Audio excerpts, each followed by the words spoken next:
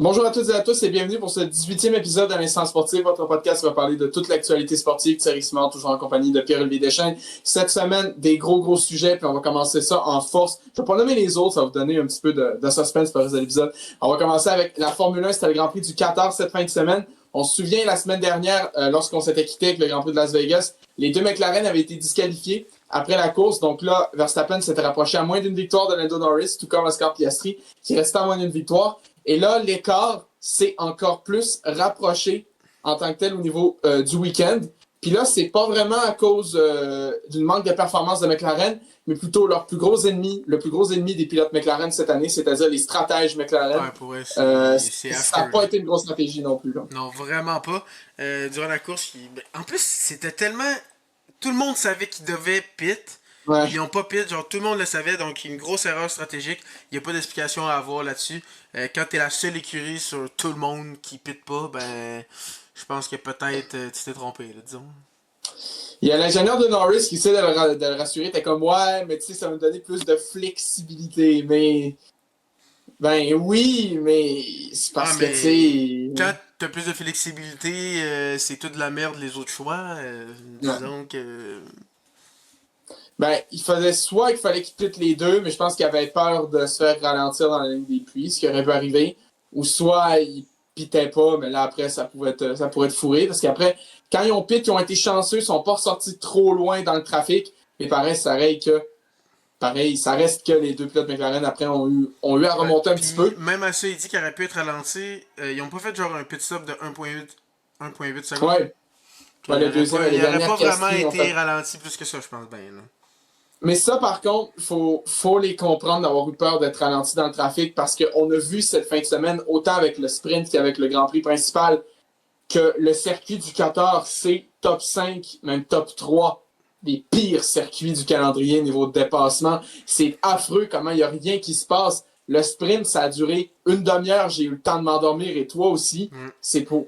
Non, pour elle, c'était intense. C'est un des pires circuits que j'ai vu niveau dépassement. Ça paraît que c'est un circuit qui a été fait pour la moto en tant que tel. Parce que la moto, eux, ils roulent au Qatar depuis 2004. Donc, eux, ils sont habitués de rouler là. Mais la F1, c'est juste depuis 2021. Puis ça paraît, tu sais, il n'y a pas de grosse zone de freinage. Tu sais, même le premier virage, techniquement, tu vas descendre en 3 4e vitesse. Tu sais, qu'il n'y a pas un gros freinage hyper tant que ça. Il y a eu une tentative de dépassement pour un virage en début de course. Ça s'est soldé par un contact entre Gasly et Hülkenberg, ce qui a mené à la voiture de sécurité après. Donc, vraiment, un des pires circuits niveau dépassement. Puis sinon, le sprint, là. Le sprint qui s'est tellement rien passé. Si vous voulez un sprint qui se passe rien, tant qu'à faire, faites-en un à Monaco, genre, sincèrement. Là. Puis en Puis là, l'année plus, prochaine, il va en avoir un à Singapour. ouais, C'est. mais personne veut prendre de risques en plus sur un sprint parce que, ok, tu prends le risque, peut-être tu vas avoir une collision, quelque chose. Pourquoi? Si tu gagnes une place, tu gagnes un point de plus.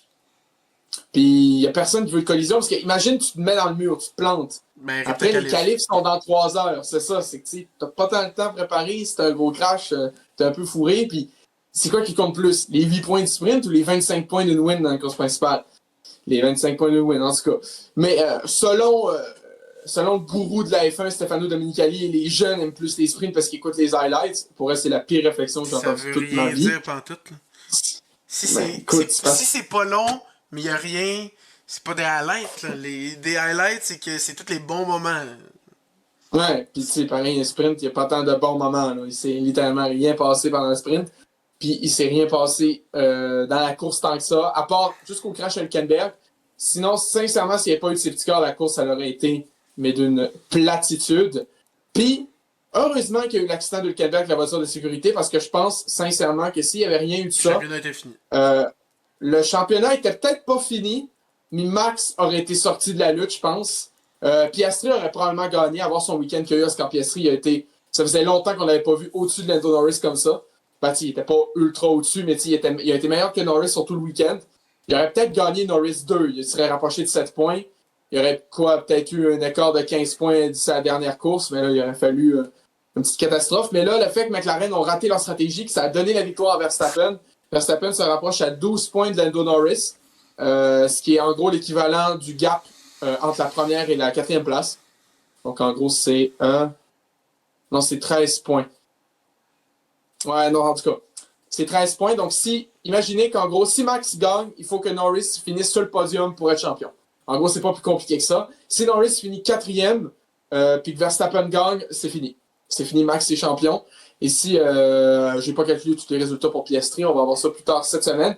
Mais au moins, c'est ça qui est le fun, c'est que la victoire de Max Verstappen, ça relance la course au titre. Surtout que Norris a fini seulement 4e, donc hors du podium.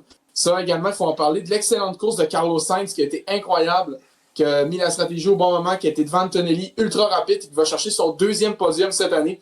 Première fois depuis 2015 que Williams vont chercher plus d'un podium dans la même saison. Donc Carlos Sainz, rien à dire sur son week-end qui a été incroyable. Il n'y avait pas eu un podium aussi en sprint? Oui, il y avait un podium en sprint au quota, donc tu sais, ça fait aux États-Unis, c'est que ça fait 2 podiums course principale, un podium de sprint. Pourrait.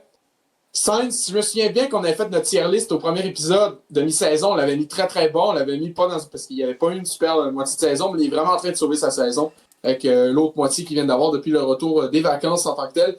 Donc sinon, victoire de Verstappen devant Piastri, Sainz, Norris 4e, Antonelli 5e. Antonelli quand même très très bon week-end aussi. Le seul problème, c'est que lorsqu'il s'est fait dépasser par Norris à 2 tours de la fin, il y a l'ingénieur de Max qui était comme ouais, on dirait qu'il l'a laissé passer. Donc les fans de Max se sont dit ah, il l'a laissé passer volontairement, on va aller le menacer de mort. Le monde sur les réseaux sociaux, là, des fois, là, ça m'exaspère. Non, sincèrement, là, à se promener de plus en plus sur Twitter, là, je peux comprendre pourquoi beaucoup de gens trouvent cette application cancéreuse, là, sincèrement. Là, quand il y a des gens qui commencent à dropper des dingueries et qui pensent qu'ils ont raison, là, c'est assez incroyable. Donc, Antonelli qui a changé sa photo de profil pour un fond même noir. Même si la dinguerie qui dit a raison, pourquoi il va menacer de mort quelqu'un? Puis c'est vrai qu'au début, j'étais comme, mais yo, il l'a laissé passer. Puis après, tu vois sur replay, il a vraiment fait une gaffe, il a glissé, il y avait des vieux pneus, il suivait Sainz dans le sillage. On sait que les F1, depuis 2022, avaient fait ça. Le niveau, ça suit des virages, c'est une catastrophe. Sincèrement, je pense qu'il va falloir retenir à la fin de l'année, avec la nouvelle réglementation qui s'en vient l'année prochaine, que cette réglementation-là de voitures à effet de sol est un véritable échec. Sincèrement, il n'y a rien eu. Ça n'a jamais rapproché tant que ça les voitures. Donc, en tout cas, pas compréhensible pour Antonelli. Puis yo, il a 19 ans, à m'amener, il faut un peu de respect. Je sais que j'ai beaucoup craché dessus lors de notre tier list de mi-saison, mais justement, il y a tellement une bonne deuxième partie de saison, je trouve, depuis quelques courses, qu'il y a vraiment en progression. Sinon, Russell, 6e, Alonso, 7e. Charles Leclerc, il faut parler de son week-end. En sprint, la Ferrari était la 9e voiture la plus rapide. Il y avait littéralement juste la Haas qui était plus lente que la Ferrari en rythme de course. Leclerc a réussi à taper une Q3 pour les qualifs sprint. Après, il y a eu un mauvais départ, malheureusement. Il a réussi à taper une Q3 en Grand Prix principal, puis une 8e place. Là, je sais, ben oui, il y a une Ferrari, oui, ils sont peut-être pas bons, mais là, il y a des limites. Mais sincèrement, la Ferrari, c'était une horreur à conduire, à voir les on-board, c'était une blague. C'était une blague, sincèrement, que Leclerc finisse 8, c'est un miracle. Littéralement, c'est triste à dire, mais c'est le cas. Liam Lawson finit 9e et Yuki Tsunoda 10e, un abandon, Nico Hülkenberg. Oliver Burman aussi, Hadjar et Stroll, j'avoue, il y a eu 2 abandons dans les 2 derniers tours de la course, hein, on n'a pas trop compris. Hadjar, il n'a pas eu de crevaison à 2 tours de la fin, il était 7e. Ça, c'est chiant un peu. Ça, c'est chiant un peu, mais c'est ça le circuit du 14, c'est un circuit qui use énormément les pneus. C'est pour ça aussi, avec la réglementation, que c'était maximum 25 tours par train de pneus pendant la course. Assez bizarre, mais en tout cas. Donc, sinon, au classement pilote, que je disais, Lando Norris est toujours en tête avec 408 points, 12 points devant Max Verstappen et 16 points, ou en tout cas, un peu moins de 20 points devant Oscar Piastri. Donc, ça va être une lutte à 3 à Abu Dhabi. Première fois depuis 2010 que c'est plus de 2 pilotes qui jouent un titre lors de la dernière course de la saison. En 2010, c'était pas 3, c'était 4. Arrivé à Abu Dhabi, il y avait Alonso, Webber, Vettel et Hamilton qui pouvaient encore mathématiquement gagner le titre. C'est Vettel qui l'a gagné. Puis, le truc qui est intéressant à savoir, c'est que Vettel, lorsqu'il a gagné le titre en 2010, déjà, il n'avait pas mené le championnat avant la dernière course. Donc, il a pris la tête du championnat après Abu Dhabi, littéralement. Au moment, ça ne comptait plus. Et il avait 15 points de retard sur Alonso lors du Grand Prix d'Abu Dhabi, avant le Grand Prix. Présentement, Verstappen a 12 points de retard sur Norris. Puis, il n'a jamais mené dans le championnat. Il n'a jamais mené dans le championnat non plus. Il pilote une Red Bull. Ouais. C'est très similaire. Ouais. C'est très, très similaire. Puis aussi, ça, c'est un petit peu plus un stretch, mais le team principal de McLaren, c'est Andrea Stella. Et en 2010, Andrea Stella était l'ingénieur de course de Fernando Alonso. Donc, c'est pas la première fois que Stella il se ramasse dans une lutte au titre jusqu'à la dernière course. Ben, il y a eu l'année passée aussi. Donc, maintenant, ça va être ultra intéressant pour elle. Ça fait longtemps. Mais déjà, ça fait 2021. Depuis 2021 qu'on n'a pas eu une course. Il n'y a pas eu un championnat pilote qui jouait à la dernière course. Ça, déjà. Puis sinon, avant 2021, il faut remonter à 2016. C'est pour dire l'état de la F1 dans l'air hybride. Mais, puis Puis sinon, l'année passée, il y avait le constructeur qui jouait à la dernière course, mais tu sais, même le constructeur, autant que ça soit hyper important, les gens, ils s'en foutent un peu. Ce qu'ils préfèrent voir, c'est le championnat pilote. Donc là, il va falloir voir. Tu sais, mathématiquement parlant, ça va être quand même compliqué que Max aille chercher Lando. C'est si Lando fait pas de gaffe, qui finit 3, Moi, j'ai une question. il est champion. Si Peu on, importe. si on arrive, il reste pas beaucoup de tours. Lando est quatrième. Oscar est troisième. Puis Max est premier. Est-ce que tu penses qu'ils vont demander à Oscar de laisser passer? Est-ce que Oscar va Ben, bien crash out? Genre, est-ce qu'il va le laisser passer? Puis s'il voit que lui, il a pas de chance de gagner le championnat, il reste quoi? Il reste 5 tours, 6 tours. Tu penses qu'il va accepter de laisser passer Lando? je pense qu'il faudrait. Je sais que Zach Brown, puis il s'entête à pas favoriser aucun de ses deux pilotes. Mais là,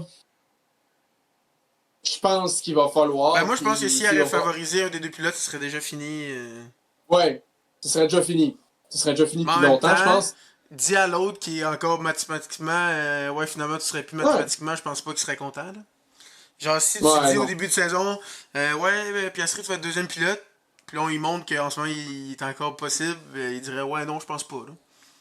Ouais, non, effectivement. Donc, mais ça va vraiment être une grosse décision à prendre du côté de McLaren. Puis voir McLaren, on riait dans les dernières années des stratégies Ferrari, puis on le fait encore, mais McLaren, au niveau stratégie puis au niveau gestion d'équipe, quand ils le veulent, ça peut être une belle catastrophe Ouais, aussi. Si sincèrement, puis si tu vois que ça. Oscar peut gagner la course, puis genre, mathématiquement, genre, c'est lui qui se qualifie un, ok? Ouais, Norris 2, t'es laisse courir, mais techniquement, même si ça finit comme ça, c'est Norris qui est champion. Mais est-ce ouais. que là, tu fais des straps pour que tu laisses Norris, parce que si Verstappen est troisième, machin, c'est là qu'on va voir qu'est-ce qui va se passer. Parce que techniquement, Piastri est encore dans la course. Là. C'est tough, là, 16 points. Faut vraiment qu'il y ait une grosse erreur des deux autres pilotes. Là. Ouais. Non, pour vrai, c'est un méchant bon débat, puis j'ai hâte de voir. J'ai vraiment hâte de voir cette fin de semaine. Tu sais, ça va être à 8 heures le Grand Prix. Je pense que plein de gens vont être levés. Ça va taper des hautes de cote, ça va taper des grosses cotes d'écoute si n'importe quel chaîne va passer le Grand Prix. Là, parce que là, une lutte à 3 jusqu'à la dernière course, c'est, pas que c'est inespéré, mais tu sais, ça va faire du bien de voir ça, puis ça fait vraiment du bien. Sincèrement, ça fait longtemps que j'ai pas été autant hype pour un Grand Prix de Formule 1. Même si Ferrari est pas dans le coup, là, ça fait longtemps que j'ai pas été hype de même. J'ai vraiment hâte que le Grand Prix ait lieu en tant que tel. Le seul problème, c'est que c'est à Abu Dhabi. C'est vraiment pas le meilleur circuit pour le spectacle en course d'habitude. La dernière bonne course là-bas, c'était en 2012. Euh, Mais en on. 2000, en 2021, c'était crazy. 2021. Ben, 2021, c'était crazy à cause que la FIA a fait de la merde. On va le dire, ben franchement. Là. On va le dire, ben franchement. Ben, Mais Lewis méritait la course, mais Max méritait le championnat. ben, les deux méritaient le championnat. Non, Sincèrement, je veux pas entendre non, de Lewis. dire. Non, que j'abuse. Non, bro, arrête de toi. Oui, Lewis s'est fait voler, mais Max méritait le championnat, puis Lewis l'aurait mérité aussi. Les deux l'auraient mérité, Non, c'était une belle saison. sincèrement. C'était une belle saison entre les deux. Oui, c'est une très très belle saison. Puis cette année, par contre, s'il y a un pilote McLaren qui est champion, je pense que la plupart des gens, à part les fans de McLaren, les gros fans de McLaren, même toi, je pense que tu vas être assez intelligent de t'en rendre compte. Le gars qui aurait peut-être mérité le titre cette année, c'est Max. En tout cas, si la façon qu'il pilote, la façon qu'il abandonne pas, là, c'est un peu triste à dire, mais c'est le cas. Puis surtout, ce qui est quand même une dinguerie, c'est que McLaren ont gagné le championnat constructeur, Il c'était y a quoi, en longtemps. octobre? Ouais, il y a longtemps. Il y a Là. eu octobre, et là, on est rendu début Ben, décembre, et sais-tu? là, tu pas joué. C'est-tu la première fois. Ça doit pas arriver souvent qu'une écurie a 800 points, là? Non, effectivement. Genre, son temps dominant, puis Max, s'il remporte le championnat, pour vrai, c'est un des plus grands. Pas vol, mais genre, Ouais, un des plus grands comeback. Un des plus grands comebacks, plus comebacks. grands championnats, plus grands titres. Puis moi, je te l'ai dit, j'ai dit, si Max gagne ce championnat-là, il tombe top 3 sûr, mais pas juste top 3. Pour moi, même s'il y a deux titres de moins, il serait dans la même catégorie que les deux autres avant. Je parle de Lewis et Ouais, Schumacher parce que pour vrai, il y a un moment dans la saison, je pense qu'on a dit mot pour mot, il conduit une poubelle avec 4 roues. oui. Puis là, à la fin, ce serait lui qui aurait le titre. Ça marche pas, là, les deux Non, ensemble marchent. Non, non. D'habitude, c'est c'est pas quand même un. intense. Hein. Ouais, non, Mais oui, c'est non. incroyable. c'est clairement un des meilleurs pilotes de tous les temps. Ça, je pense qu'il n'y a pas de débat. Puis on rappelle qu'aux Pays-Bas, il y avait 104 points de retard sur Piastri. Maintenant, il est devant lui. Donc, Puis c'est pas en c'est plus pour dire. c'est pas juste qu'il était derrière un. Il y avait deux devant lui. Ouais, Donc ouais, il fallait qu'il se batte contre les deux en n'ayant pas de coéquipier pour l'aider parce que qu'on le veuille ou qu'on le veuille pas, Tsunoda ça va pas très bien. Puis justement, ça peut nous amener à notre autre point. ouais, On a appris que pas mal Tsunoda, ce serait probablement la fin pour lui en F1, ben pour l'année prochaine, disons. Ce ouais. qu'on a entendu dire, c'est que Hadjar se ferait monter. Il y en a qui disent que c'est peut-être pas non plus favorable pour lui parce que comme on le sait, la Red Bull est très dure à piloter. Puis que ce serait Ouais. Lawson et Lindblad qui seraient dans RB. Puis que Tsunoda, ben, il serait sur le Pôle emploi, le BS, à la recherche Ouais. d'un travail. Donc, surtout que pas mal toutes les autres écuries, c'est pas mal Ouais. confirmé, pas mal sûr. Donc, toi, qu'est-ce que t'en penses de si c'est ça qui arrive l'année prochaine? Ben, sincèrement, j'essaie de voir juste rapidement s'il y a une écurie vraiment qui a eu aucune confirmation au niveau de son deuxième siège. Là. Pour vrai, à part Red Bull, puis sincèrement, il n'y en a pas une. Fait que c'est. Tout le monde est confirmé d'être à sa place, à part justement Red Bull. Puis, tu sais, Tsunoda, c'est un gars qui a du talent. On le voit. N'importe qui dans la deuxième Red Bull va pas bien. Ça, c'est avec Gasly, ça, c'est avec Albon, ça, c'est avec Perez, ça, c'est avec Lawson, ça, c'est avec Tsunoda. Hadjar, il est trop tôt, littéralement. Je pense que ça va être. J'ai peur pour lui. J'espère que ça va bien aller pour lui. Oui, il a du talent, il est extrêmement talentueux, mais ce que Tsunoda, c'est pas un mauvais pilote, loin de là. On l'a vu chez Racing Bulls, comment il a explosé ses coéquipiers à partir d'un certain temps. Lawson, c'est pas un mauvais pilote. Perez, c'est pas un mauvais pilote non plus. Albon, Gasly. Y a-t-il quelqu'un présentement qui va dire qu'Albon et Gasly, c'est des mauvais pilotes? Non. Sérieusement, qui ne méritent pas leur place. C'est que la Red Bull, vraiment la deuxième, la Red Bull est tellement pointue qu'il y a juste Max qui peut vraiment exploiter son potentiel au maximum.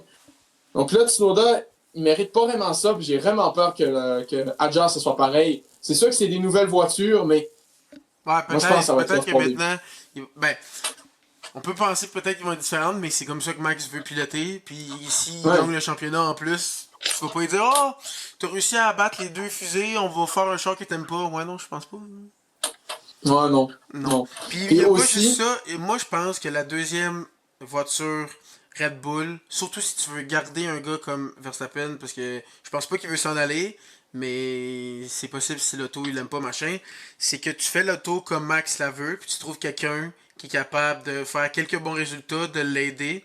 Parce que même si t'as un manager qui fait bien, il sera jamais le pilote numéro un là. C'est ouais, Mark Verstappen. Que, ouais. genre, sa carrière, il va stagner là. Je pense pas que ça y tente non plus. Que moi, je pense que finalement, avec du recul, faut dire, Perez, c'était le parfait pilote pour Red Ouais. Bull. Là. Ben, c'est Parce- le meilleur deuxième que Max a eu, là, mais c'est parce sincèrement. Puis, qu'en tu plus, sais, c'est un deuxième. C'est un vétéran mm, qui est capable il a fait des trucs, là, son premier titre. Sans Perez, il l'a pas. Là. Donc, ouais. finalement, après avoir repensé, finalement, l'auto était plus dog shit qu'on pensait. Puis finalement, Perez il aurait dû Mm. rester. Ouais, généralement en tant que tel, mais ouais, c'est ça. Donc, j'ai vraiment peur pour lui. Puis sinon, pour Racing Bulls, le line-up Lawson, Lindblad. Envie de Lindblad, présentement, la saison de F2 n'est pas terminée, mais justement, je voulais en revenir plus tard à la F2 parce qu'on connaît le champion. Cette année, le championnat s'est joué cette fin de semaine. Arvid Lindblad, c'est un pilote qui est britannique, qui est très très jeune. C'est un 2007. Donc, il est vraiment. Hey, c'est un 8 août 2007. Il est né le jour de ma fête. C'est Oh! bien cool. Incroyable. C'est bien cool. Le gars est jour pour jour 2 ans plus jeune que moi. Lui il est en F1. Ben, il est F2, pas loin F1. Puis Des fois, il y en a qui réussissent puis plus nous, leur on vie que fait d'autres. l'instant Ouais. sportif. Oui. Non, non, mais c'est Non, cool pareil. incroyable, incroyable. Abonnez-vous. Mais, Likez. Commentez. Arvid, oui. Mais en gros, Arvid Lindblad, cette année, en F2, il est présentement 6e avec 121 points. Oui, l'année passée, Antonelli a fini là. Puis il fait quand même bien. Puis Berman a Berman fini aussi, ouais. hors du top 10. Mais il fait très très bien Berman cette année aussi. Mais sincèrement, là, déjà, il y a pas. Ben, il y a un podium au sprint à Monza, sinon ça date de la course principale en Espagne, ça date. Ok, je vais te poser une Non. question, parce que moi, la Ouais. F2, je connais ça un peu, genre, je sais comment ça fonctionne tout ça, mais je connais pas, genre, les écuries qui sont bonnes. Est-ce qu'il conduit une bonne voiture? C'est peut-être aussi sa voiture qui l'aide pas. Ben, le truc, c'est qu'en F2, toutes les voitures sont égales, c'est le même châssis, même moteur pour Ok. tout le monde. Par contre, en F2, le truc, c'est qu'il y a certaines équipes qui ont plus d'expérience dans les catégories de promotion, donc ils sont meilleurs. C'est sûr qu'en F2, c'est mieux si tu pilotes pour Prema ou Art Grand Prix, par exemple, que si tu pilotes pour X Racing. Eux sont pas bons. Mais. Puis lui, il pilote pour Campos, qui est une équipe qui ça fait très très longtemps qu'ils sont en formule de promotion aussi. Il est sixième. Je vois sincèrement depuis sa victoire en Espagne en tant que telle, il y a beaucoup, beaucoup de courses qui ne rentrent même pas dans les points. Genre, sincèrement, là. Je regarde depuis. En gros, depuis la course en Espagne, il y a eu 13 courses d'ici là. Puis il a fini, en gros, 5 courses dans les points.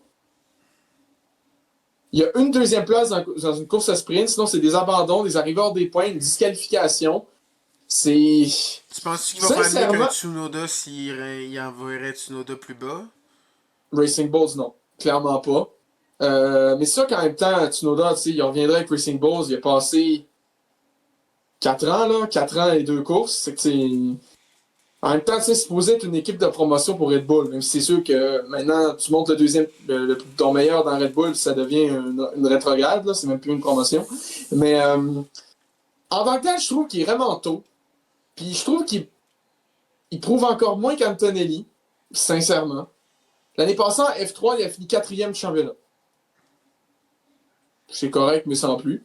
C'est que je sais pas. Moi, je trouve Non, qu'il mais est la vraiment question, tôt. Il n'a c'est pas prouvé que grand-chose. l'année prochaine, est-ce que lui aurait eu encore une place en F2? Ben oui, si t'es pas champion, tu peux trouver une autre place. Ah, mais c'est ça, c'est que C'est. Red Bull, peut-être qu'ils voulaient quand même l'avoir dans leur jargon.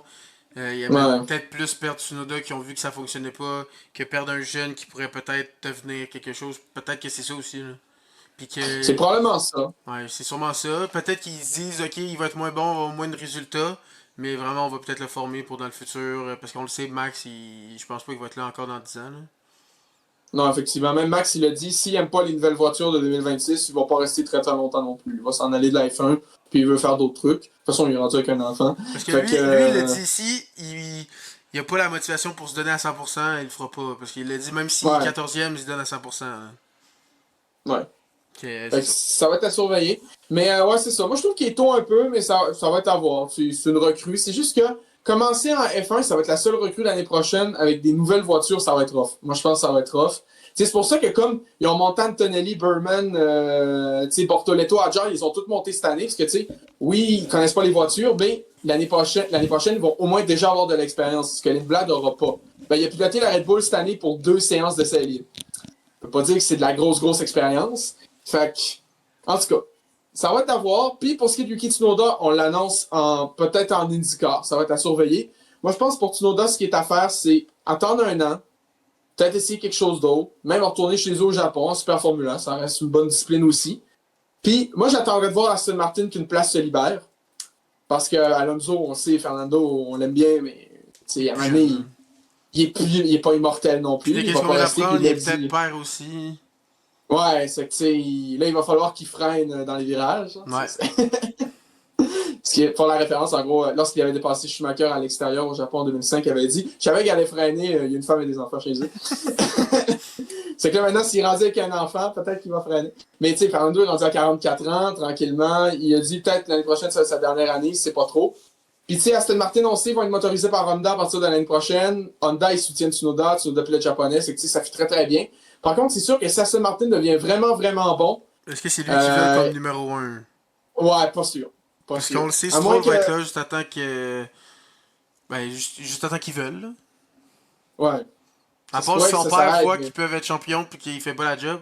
Mais en même temps, Ouais. Stroll, je pense qu'avec une bonne voiture, je pense qu'il peut faire, peut-être pas être champion, mais faire des bons résultats, là. Je pense pas qu'il est Ouais. mauvais. Je pense que lui aussi, c'est vraiment juste la motivation. On dirait que des fois, il s'en fout. Puis des fois, il est bon. Donc, Mm. c'est sûr que oui, peut-être Tsunoda, c'est un choix, mais est-ce que, genre, si tu vois que t'as la meilleure voiture, ce que l'on le sait avec Newey, qui a les pleins potentiels, plein pouvoir, puis c'était lui vraiment qui a construit la fusée que Red Bull avait. C'est lui que tu veux comme champion, mais là, Russell a déjà un contrat, Max a déjà un contrat, tout ça, donc qui est vraiment dispo pour être ton numéro un. Là, il y en a un Ouais. que tu m'avais parlé un peu avant le stream, avec les commentaires qu'il a fait, genre ton préféré peut-être. Ben, ça dépend. Si Leclerc, si Ferrari gagne pas, puis Leclerc, il sort de son syndrome de Stockholm, il pourrait vouloir aller voir ailleurs. Puis si Aston sont bons, ce serait vraiment pas un mauvais choix d'aller là. Mais en même temps, Mais pour l'instant, j'ai l'impression je qu'il va préférais mourir Ferrari avec. Gaston. J'ai l'impression qu'il Ouais, va mourir avec Ferrari Leclerc. ouais. Ça se pourrait très très bien. Mais ouais, c'est ça. Donc en gros, ça t'a surveillé pour Tsunoda. Le prochain Grand Prix, c'est cette fin de semaine à Abu Dhabi. Les qualifs vont être à 9h, le Grand Prix à 8h du matin. Donc, sincèrement, regardez cette course-là. Oui. Ça va être le Grand Prix à surveiller. C'est vraiment lui à ne pas manquer cette année. Rapidement, niveau sport automobile, ben, la F2, on a parlé un peu avec Hervé Lindblad, mais le champion en tant que tel, c'est l'Italien, oui, Leonardo Fornaroli. Lui, en gros, c'est sa deuxième saison en F2, non, sa première saison en F2, donc il est champion sa première année en F2, comme Bortoletto, comme Piastri, comme Leclerc, comme Russell, par exemple. Sauf que, contrairement à certains autres que j'ai nommés, il n'a pas été champion F3 sa première année. En 2023, F3, il a fini 11e, et l'année passée, il a été champion. Puis là, cette année, sa première année en F2, il est champion en tant que tel. Mais c'est ça, en gros, quand t'es champion, ben, il y a des pilotes qui ont été champions première année F3, F2, ça c'est Leclerc, Russell, Bortoletto, Piastri. Donc lui, il va être champion F2 première année, mais pas champion F3 première année. Donc il y a peut-être une petite coche en dessous. Puis sinon, Fornaroli, il est dans aucune académie de pilote, ce qui veut dire que t'as absolument aucune chance de te rendre en F1. Littéralement, c'est un peu triste, mais c'est ça.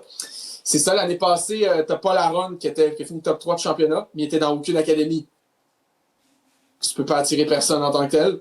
Donc là, il est pilote d'essai avec Alpine. Mais Alpine, il préfère l'argent que la Pinto, là. Fait que c'est... Mais en même temps, je comprends qu'Alpine essaie juste de survivre aussi. Donc, Ben, c'est pas comme s'il était si dans le chenoute que ça financièrement, là. ben, c'est vrai, il y avait Donc, tous les athlètes qui n'avaient pas investi, puis finalement, c'est la oui, pire écurie au monde.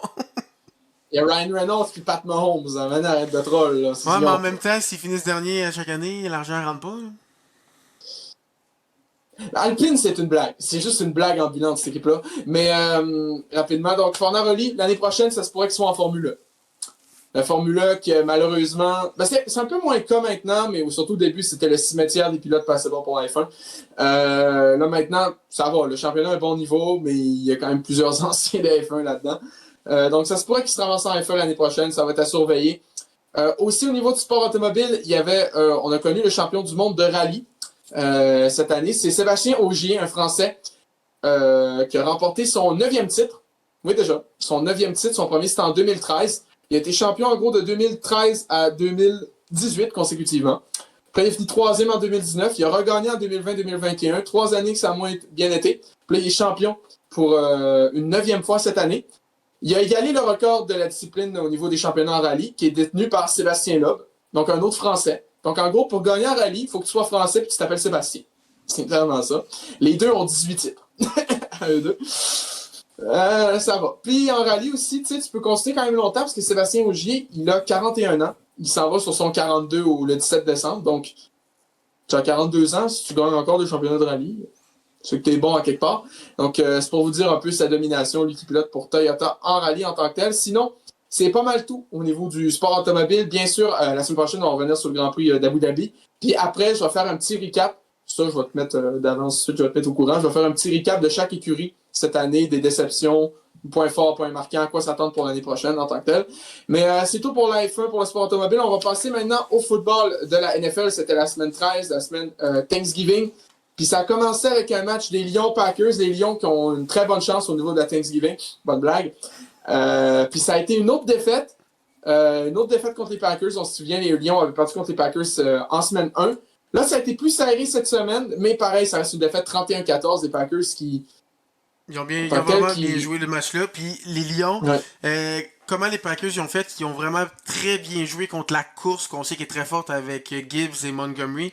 Et après ça, il y a Amoran St. Blount en début de match qui s'est blessé, le receveur élite des Lions. Donc, si ils sont capables de bien bloquer la course, puis tu n'as plus ton receveur numéro 1, ben ça fait un résultat que tu es capable de peut-être prendre la game. Puis, Michael Parsons, vraiment, je pense que c'est sa meilleure game de l'année. Il a vraiment été incroyable de ce que j'ai vu.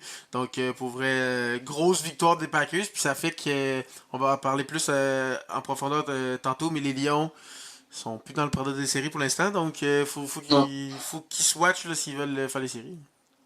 Puis une autre équipe surprenante qui n'est pas dans le portrait des séries, c'est les Chiefs. La semaine passée, on pensait peut-être que la victoire contre les Colts, ça va bien faire du moral.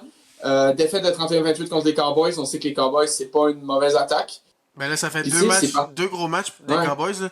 Eagles, Chiefs qui ont remporté, donc 2 grosses victoires. J'ai l'impression que si les Cowboys avaient un joueur en défense, un chasseur de corps qui est vraiment élite, Ouais, hein? qui joue bien en ce moment, je pense qu'il pourrait être une des bonnes équipes de la ligue. Oh oui, un gars comme Michael Parsons. Il était pas à Dallas, non? Oui, mais ils ont pas voulu le signer.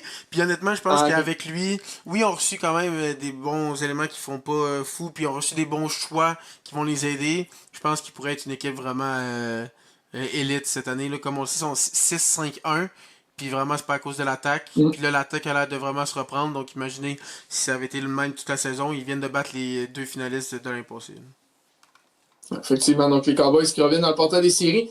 Sinon, les Bengals voulaient profiter du retour de Joe Burrow et là, ils ont dit OK, la défense s'est dit OK, Joe Burrow revient, on va bien jouer. Ouais, pour elle, la défense était exceptionnelle. Je comprends pas, elle était où toute l'année. En plus, l'attaque a très bien fonctionné. En plus, T. Higgins n'était pas là. Puis là, les Ravens, c'était une dure défaite. Mais ils restent premiers. Ben, pas ils restent, ils deviennent premiers. Ouais, Ils deviennent premiers de la division. Ouais. Ben, parce que, techniquement, vu qu'ils ont joué avant les Steelers, c'est pour ça qu'ils étaient plus premiers de la division, vu qu'avec premier. leur défaite. Mais là, vu que les Steelers ont aussi perdu, vu qu'ils ont le prix d'égalité, vu qu'ils ont battu les Steelers, là, ils reprennent leur première place, mais ils sont 6-6. Les Bengals sont 4-8, finalement, ils sont peut-être même pas hors des séries, là, parce que C'est pas fini. 2 victoires, puis que les Ravens puis les Steelers perdent, puis ils sont back premiers. Là. T'imagines que comme là-bas, puis les 49ers qui sont comme à 9 victoires puis sont pas dans le portail des séries, genre dans leur coin. Puis t'as les Bengals qui sont encore puis sont 6-8. 6-8, ce serait quand même un petit peu une dinguerie. Il y a eu une grosse victoire des Bengals. Sinon, le vendredi, il y avait un match Bears-Eagles et les Bears ont gagné 24-15. Les Bears maintenant qui sont premiers dans la nationale, tout simplement, pas juste dans leur division, dans la nationale. Wow! C'est tout ce que j'ai à dire. Les Eagles limités à 15 points. On sait que leur attaque, ça marche pas très bien d'habitude. Ben, ils ont de la misère avec leur attaque. Mais la défense n'a pas ultra mal joué non plus. 24 points, c'est le même nombre de points qu'ils ont accordé contre les Cowboys, je pense. Mais pareil, tu perds un match contre les Bears. Les Bears qui sont peut-être actually real cette année. En plus, avec 9 Ben, victoires, sont assurés de finir au-dessus de 500. cette année, c'est vraiment compliqué de savoir quelle équipe est vraie ou Ouais. pas. Donc, on sait jamais. Les Bears peuvent se rendre loin. Ils ont vraiment bien joué. Donc, on sait jamais pour eux. Hum. Effectivement, grosse victoire pour eux. Sinon, pour ce qui est des matchs du dimanche, le Dolphins Saints, bon, ok. Les Dolphins ont gagné. Je pense que j'ai pas grand-chose à dire. Les Dolphins qui sont maintenant sont 5-8? 5-7. 5-7? 5-7. Donc, 5-7. Les Dolphins sont-tu actually back dans la course aussi? ben, avec comment la saison, je serais même pas surpris que plusieurs équipes finissent Ouais. à 500 ou proche de 500. Puis les Dolphins, on sait jamais. Faudrait juste que je regarde, on va checker tantôt avec leur division tout de suite, mais on sait jamais, ça fait quoi, 3 ou 4 victoires de suite, ou genre 3 en 4 semaines, genre vraiment ils vont très bien présentement, ok, ils ont pas eu les meilleurs adversaires, mais 5-7, ils sont 5-7, on sait jamais. Sinon, les Texans, on se souvient la semaine dernière qu'ils avaient battu les Bills avec notamment 8 sacs du corps sur Josh Allen. C'est quand même intense. L'excellente défense des Texans, c'est encore bien illustré. Victoire de 26 contre les Colts. Les Colts, maintenant qu'ils sont 8-4, ça s'est calmé. Ouais, ça Les s'est Colts, vraiment ça s'est calmé. calmé. Là. Ouais, là, tranquillement. Ils ont perdu quoi dans leurs 4 derniers matchs? Ils en ont perdu 3. Ouais, Fait je que pense que c'est ouais. comme. Fait que ouais, là, ça commence tranquillement à être plus rough. Ils sont encore dans le portrait des séries. C'est pas ça le problème. Mais tu sais, il va falloir se ressaisir rapidement du côté d'Indianapolis.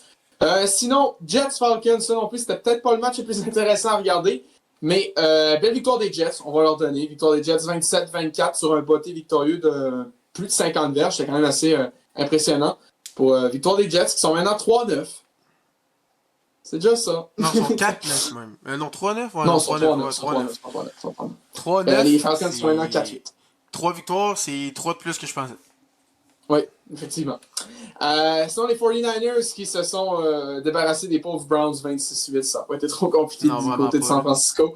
San Francisco qui reste dans la lutte aux séries. Les Rams que tu sais, la semaine dernière, il y a 2 semaines, on disait les Rams, c'est peut-être la seule équipe qu'on pense qui sont restés relativement solides, qui n'ont pas perdu contre une équipe pas bonne ou un truc de même. Puis là, ça perd 31-28 contre les Panthers. Genre, je ne comprends plus rien, Puis là, finalement, les sincèrement. Panthers qui montent en haut de 500, est-ce qu'ils Ouais. sont 7-6? Est-ce que c'est une vraie équipe? Ils pourraient-tu sneak pour les séries? Pour vrai, cette année, je ne comprends rien. Mm. Genre, à chaque semaine, tu changes. On pensait que c'était les Rams qui sont la meilleure équipe. Finalement, peut-être pas. C'est peut-être les Bears. C'est peut-être les Pats. C'est peut-être les Seahawks. Moi, pour vrai, pour l'instant, j'ai l'impression les Seahawks. Mais justement, les Seahawks ont perdu contre les Rams. Donc, je sais plus, là, pour vrai. Ouais. Je sais- Sincèrement, mais moi, je dirais les Pats, mais les Pats, tout le monde va dire qu'ils n'ont pas joué contre des super bonnes équipes. Ça reste qu'ils ont battu les Bills puis les Ah, mais Bucks. Fait que, les Bills, c'est-tu concluant tant que ça? ouais. Les Bucks C'est ont eu cool. une pause qui était vraiment affreuse. C'est ça qui est compliqué à. C'est ça? Ouais. Parce que Stafford, on C'est de pensait juger. que c'était le MVP locked. Je pense encore que c'est lui le favori. Mais il n'y avait pas eu d'interception. Puis là, il y en a lancé deux au dernier match. Donc, pour vrai, cette année, il n'y a aucune équipe vraiment qui sort du lot. Puis t'es genre, c'est sûr, c'est eux. Donc, si tu réussis à te sneak dans les séries, on sait jamais qu'est-ce qui peut arriver là, cette année. Là. Effectivement. Sinon, une autre équipe qui est très très surprenante, la saison n'est pas finie, mais qui sont présentement premiers de leur division, ça c'est à noter, c'est les Jaguars de Jacksonville Ouais. qui sont maintenant 8-4. Victoire facile de 25-3. Bon, c'était les Titans, ok? C'était les Titans qui sont maintenant 1-11, si je ne me trompe pas. Ouais. C'est la pire équipe de la ligue. Mais pareil, ça reste une victoire de 25-3 contre les Jaguars qui sont maintenant, pour les Jaguars qui sont maintenant premiers de leur division, ce qui est vraiment quand même assez impressionnant. Dans une division qui compte. Pas sûr que c'est pas la meilleure division non plus. Mais pareil. C'est quand même assez impressionnant. Du côté de Jacksonville, les Bucks qui étaient sur une mauvaise passe, ils l'ont remporté 27 contre les Cardinals. Les Cardinals, cette année, ça fait 7 matchs qu'ils perdent alors que c'est comme moins de 4 points ou 4 points, un truc de même. C'est n'importe Là, quoi. ça fait qu'ils sont Ils éliminés des séries. ils sont éliminés à des séries. Ouais. Tu vis comment avec ça? Là? Ben écoute, après la défaite contre les Titans, j'avais plus d'espoir. J'avais quand même pas perdu tout espoir dans la saison. Fait que ouais, non, je m'attendais pas à grand chose. Maintenant, en plus, on sait que Kyler Murray s'en va potentiellement, ils ne font plus jouer. Jacoby Brissett, oui, il fait des passes, il ramasse des verges. Mais bon, est-ce que c'est tant lui que ça? Non, je pense Le pas. coach Jonathan Gannon, les fans des Cards, sont pas satisfaits du tout de son rendement. Ça va être à surveiller, vraiment, les Cards, ça va être intéressant à voir, ce qu'ils vont encore changer Si de jamais, coach. si jamais vous repêchez au draft, est-ce que tu penses qu'il faudrait qu'il repêche un corps arrière? Parce que si finalement Murray c'est plus la solution, Moi, je pense que oui. Je pense qu'il faut repêcher un carrière parce que Kyler Murray, c'est presque sûr qu'il ne jouera pas. Ils l'ont sideline, ils ont laissé le backup jouer à sa place. Ils ont dit, ah, il joue mieux, on va le laisser. Kyler Murray, c'est comme ton carrière de franchise depuis plusieurs années. Puis Kyler Murray, c'est pas le meilleur carrière de la ligue, donc on va se mais le dire. sinon peut-être des Non. joueurs en défense parce que vous accordez souvent beaucoup de Ouais, points. Là, non. 20 points, c'est pour vous Ouais. c'est très bon là. Ouais, non, la défense est dégueu, là, sincèrement. Puis même la O-line, niveau protection du corps, Finalement ça laisse un à peu de désirer tout, parfois. ce que je comprends. Ouais, non, seulement, il n'y a rien qui va avec cette À équipe-là. part Tyden. Euh, Tyden, ça avec Trey McBride, ouais. vous êtes bien, mais sinon le reste. Ça pue. Ça pue. Ça pue pour les Cards. Victoire des Bucks maintenant qui se ressortent un peu. Aussi, c'était Seahawks Vikings. Les Vikings qui rejouaient contre Sam Darnold. Et bon Dieu qu'ils doivent s'ennuyer de lui. Parce Hey, que là. ils les ont détruits, là. Puis là, c'était même plus JJ Ouais. McCarthy qui lançait. Ça a l'air qu'il était blessé, mais de ce que j'ai vu, il était pas tant blessé. C'était peut-être juste qu'il voulait qu'il joue pas. Mais l'autre, il l'a remplacé. Et je pense qu'il a lancé 14 interceptions. Pour moi, ça avait pas rapport. C'était affreux. C'était domination totale de la part des Seahawks, là. Puis ils ont même pas eu besoin de Jackson Smith avec Jigba qui a fait à peine dans ce match-là. Ça a surtout été la course. Pour vrai, ça a été domination totale de la part des Seahawks. Pour vrai, les Vikings, ils ont passé d'une équipe de 14 victoires à... Je sais même pas s'ils vont finir avec 6. Là, ils sont à 4, là, mais pour vrai, c'est rough. Là. Effectivement, c'est très très rough pour les Vikings pour l'instant cette saison. Sinon, en tant que tel, Chargers, victoire de 31-14 contre les Raiders. Ça, c'est un match qu'il fallait gagner. Par contre, Justin Herbert s'est blessé, fracture à la main, si j'ai bien vu. Donc là, il va falloir voir s'il peut revenir au jeu rapidement. Parce que là, ben, ils sont 8-4. Mais tu sais, dans une division, dans une course aux séries autant serrée, 8-4, les Chargers sont encore équipe repêchée, je pense. Ouais. Tu sais, tu perds 2-3 matchs, les Chiefs, s'ils reviennent, on faut jamais sortir les Chiefs de la conversation. L'équipe qui est pas dans les séries, on va en parler un peu plus tantôt, c'est les Texans 7-5. Que c'est à un match des Chargers. Là. Puis les Chiefs, pareil, les Chiefs sont encore dans la lutte. Les Dolphins aussi. Mais ouais, c'est ça. Donc, ça va être à surveiller pour les Chargers. Puis sinon, les Bills qui se sont bien repris de la semaine dernière, victoire de 26-7 contre les Steelers. Ça commence à être rough pour Aaron Rodgers. Là. 41 ans, il n'est pas habitué à se ramasser autant. La def des Steelers peut être la mieux payée de la ligue, mais il y a une game, ils sont vraiment bons. Puis l'autre game sont ultra poches. Genre, pour eux, je ne comprends pas la def des Steelers. Les Steelers, maintenant, qui sont 6-6. Il y avait vraiment un chemin vers les séries gratuit. Les Bengals fallait juste Oui. perdre, puis Joe Burrow, Lamar Jackson se blesse. C'était leur division, était 4-1. Fallait juste qu'ils jouent pour 500 pour le reste de l'année, il était correct. 6-6. Puis là, ils sont même plus dans les séries. C'est rough pour C'est pas les fini, Steelers. mais ça sent pas bon. Ouais. Sinon, Broncos Commanders, on sait les Commanders n'ont pas Jaden Daniels. Les Broncos ont gagné 27-26 en prolongation. Ça s'est joué sur Sincèrement. le dernier match. Ils ont essayé de faire un converti Ouais. de 2 points, parce que comme on le sait, une égalité au football, c'est comme si t'avais perdu. Là. Ouais, effectivement. Donc, ils sont allés pour 2 points, ça a été bloqué. Donc, ils ont eu très très chaud. Donc, oui, ils ont gagné, mais ils ont failli perdre contre les Commanders qui jouent vraiment mal. Comme on le dit, ils sont 10-2, mais est-ce que c'est vraiment une puissance tant que ça? Je sais Je pas. pense pas. Puis, Bo Nix, une game il va être bon, l'autre game il est pas bon. Fait que écoute, c'est. Sincèrement, je peux pas vraiment compter sur les Broncos faire un deep playoff run. Ben, j'aime bien leur sincèrement, défense, et ça fait qu'ils peuvent Ouais. jouer contre un peu n'importe qui. Mais là, ils ont accordé beaucoup de points à pas une attaque hyper folle. Mais dans ce match-là, je me souviens plus du nom du gars, j'aurais dû l'écrire, mais il a fait une attrapée à la Odell Beckham Jr. vraiment comme ça en arrière, c'était vraiment incroyable. Tout qu'un attrapé fantastique pour le toucher. Mais à part ça, dans ce match-là, les Broncos m'ont pas convaincu. Bon, pas du tout. C'est vraiment pas tant convaincant que ça. Puis sinon, le match du lundi, ben, il s'est pas joué encore, c'est Patriots Giants. Normalement, les Patriots devraient remporter en ce Drake May Monday. Pour ce qui est de la semaine 14 maintenant, déjà, les Patriots vont enfin avoir droit à leur bye week. Tout comme les Panthers, les Giants et les 49ers. Donc, normalement, ça devrait être les dernières équipes qui ont leur bye week, normalement.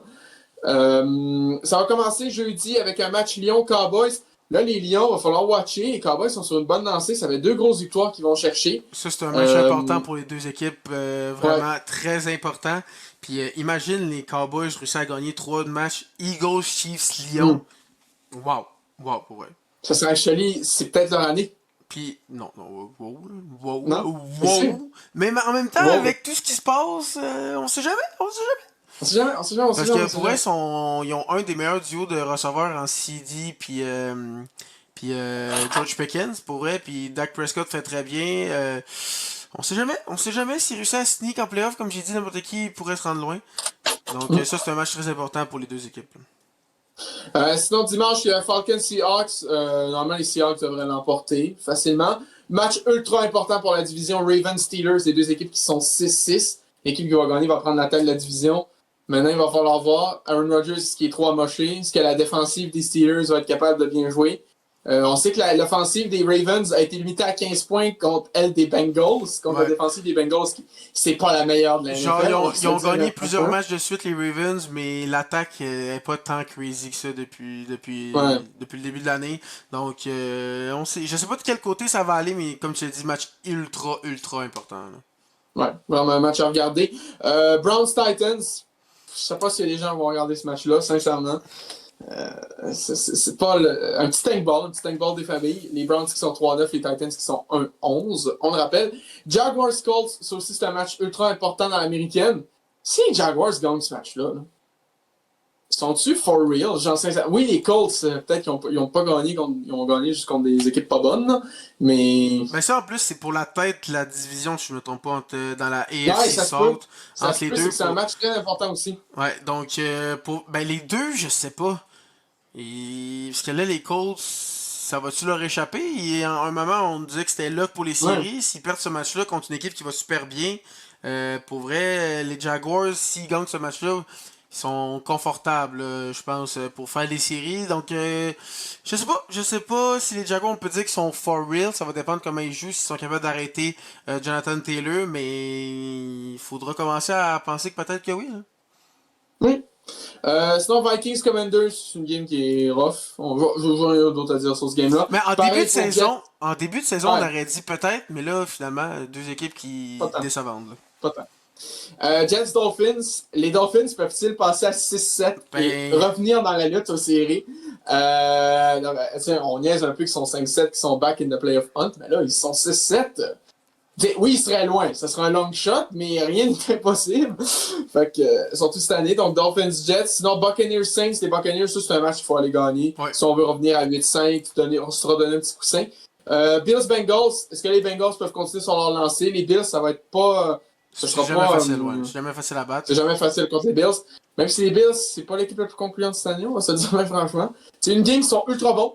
Puis l'autre game, on fait Ain't No Way. Genre, littéralement. T'as une game, faut dire favori au Super Bowl. Puis l'autre game, t'es comme. Cette équipe-là va faire les playoffs. J'ai vraiment l'impression que la défense est vraiment moins bonne qu'on pensait. Vraiment, il accorde beaucoup de points. Puis si Josh Allen ne fait pas plein de points et qu'ils sont vraiment pas sur leur game, ben c'est plus difficile. Donc on va voir contre les Bengals, ça pourrait être un match offensif, mais on a bien vu les Bengals ont été capables d'arrêter l'attaque des Ravens assez facilement. Donc on va voir ce que ça va donner. Est-ce que ça peut rester comme ça? Si oui, de la façon qu'ils ont joué le dernier match, ça pourrait être une victoire très importante de leur côté. Là. Sur les Broncos, devraient avoir une petite victoire facile contre les Raiders. Là, c'est un avertissement à tout le monde. S'il y a des gens, il y a quelques semaines, qui ont regardé le match du jeudi soir Broncos-Raiders, ne regardez pas ce match-là. Ou si vous le regardez, juste ne regardez pas ce match-là. On se souvient qu'il a fini 17. Broncos-Raiders, c'était un des pires matchs que j'ai jamais écouté de ma sainte vie. Genre, sincèrement, là, que ça lançait des fumbles à toutes les 20 secondes et que ça avançait pas. Là. C'était le pire match que j'ai vu de toute ma vie. Sincèrement, là. Je suis pas fan de football depuis très très longtemps, mais ça, c'est. Puis plein de gens, je voyais des memes le lendemain sur Instagram, t'es comme, OK, on a vraiment regardé ce match-là. La NFL a vraiment vendu ce match-là. C'était bien mauvais. Sinon, Packers-Bears, gros match important pour la division en tant que tel. Je sais pas c'est qui est favori, sincèrement, mais si les Bears continuent de se lancer puis ça bat les Packers, Ben, je non, pense que c'est moi, si j'avais un 2 à mettre, je mettrais ces Bears. J'aime vraiment comment ils Ouais. jouent récemment, donc ça pourrait être une grosse victoire importante de l'autre côté. Là. Puis sinon, ben, Cardinals-Rams, ben, les Rams, si Matthew Stafford est capable de surprendre, ça doit être une victoire facile. Ben, ça devrait, mais ils ont perdu contre les Panthers, donc on sait jamais. Mais si j'ai à dire, les Panthers sont probablement meilleurs que les Cardinals. Oui. Ben, les Panthers sont 7-6, les Cards sont 3-9. Fait que, écoute, Et pour le match du soir, c'est un match hyper important. Là, ultra important pour les séries dans l'américaine. Chiefs-Texans, est-ce que c'est la première fois? Non, c'est la deuxième fois qu'ils s'affrontent cette année, les deux équipes? Ah, moi, je mélange, puis je pense au match des séries l'année passée. Faudrait que continue, mais je vais aller checker s'ils ont déjà joué, mais Parce que c'est un match ultra important pour la dernière place en série dans l'américaine en tant que tel. Les Chiefs sont 6-6, les Texans 7-5. Les Texans, c'est 2 victoires qu'ils viennent d'aller chercher contre les Colts puis contre les Bills. Donc, c'est 2 bonnes équipes dans l'association. Donc, ça va être à surveiller en tant que tel de ce côté-là. Puis lundi, le match avec Chargers-Eagles. Il va falloir prier pour les Chargers que Justin Herbert, sa blessure, soit pas trop grave. Puis du côté des Eagles, il va falloir se reprendre. 2 défaites de suite contre les Cowboys, contre les Bears. Il va falloir se reprendre en tant que tel du côté de Philadelphie. Puis on rappelle que les Panthers, les Patriots, les Giants ouais, non, le et les dernier match, 49ers. c'est l'année passée, le 18 janvier. C'est match en série, ok, c'est bon. C'est le match des séries. Les Patriots, il va falloir voir si c'est pas la première équipe cette année qui va atteindre le plateau des 11 victoires. Tranquillement. Ben, c'est sûr que tu es dans une association avec notamment les Bills puis les Broncos. Donc, il n'y a rien de joué, mais tu sais, les Patriots. Ben, écoute, c'est le Drake May Monday. Moi, c'est sûr que je mets mon 2 sur. C'est Drake May Monday, comme dirait Drake May Lover sur Instagram. Oui. Donc, ça va être encore du très très bon football qui nous attend jusqu'au début, jusqu'au mois de février, jusqu'au Super Bowl. Donc, il y a une fin de saison qui va être ultra intéressante à surveiller. Du côté de la NFL, c'est pas mal tout au niveau du football. Maintenant, on va passer du côté du vélo. C'est pas grand-chose en tant que tel, mais on a su officiellement le tracé pour le Giro d'Italie, donc le Tour d'Italie. On connaît le tracé. Le grand départ qui va se passer en Bulgarie. Donc, si je me souviens bien en tant que tel. Donc, un petit départ du côté de la Bulgarie. Après, ça va être plusieurs étapes. La dernière, ça va être du côté de Rome, une étape plate pour les sprinteurs.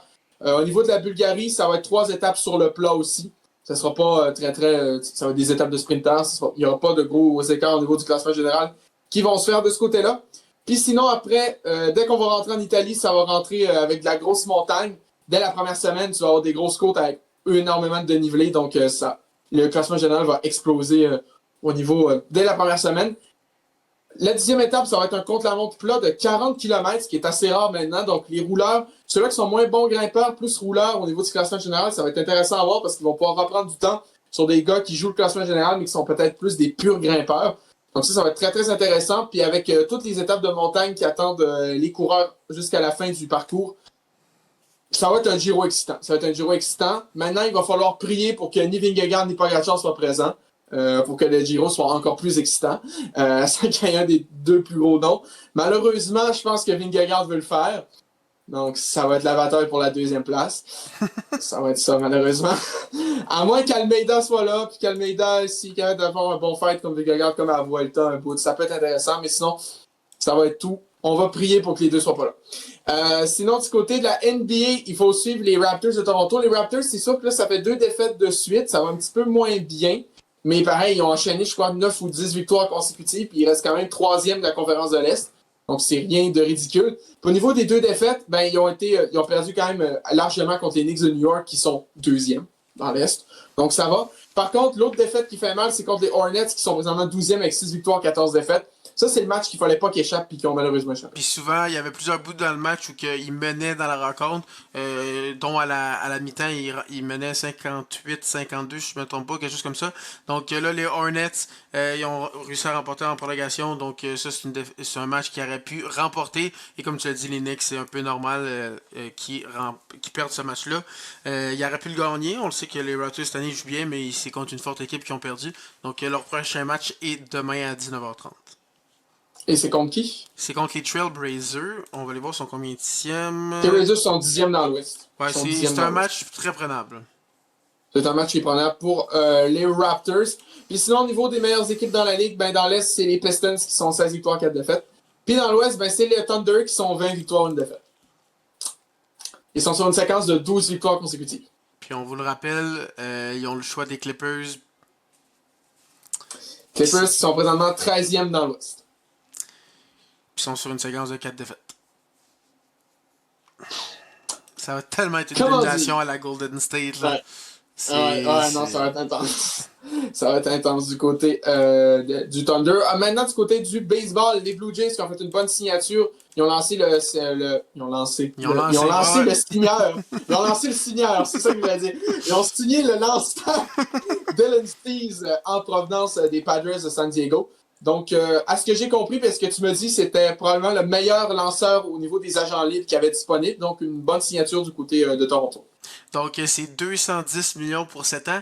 C'est un bon contrat parce que ça aide vraiment à la rotation. Ça fait qu'on est rendu avec 5 lanceurs par temps.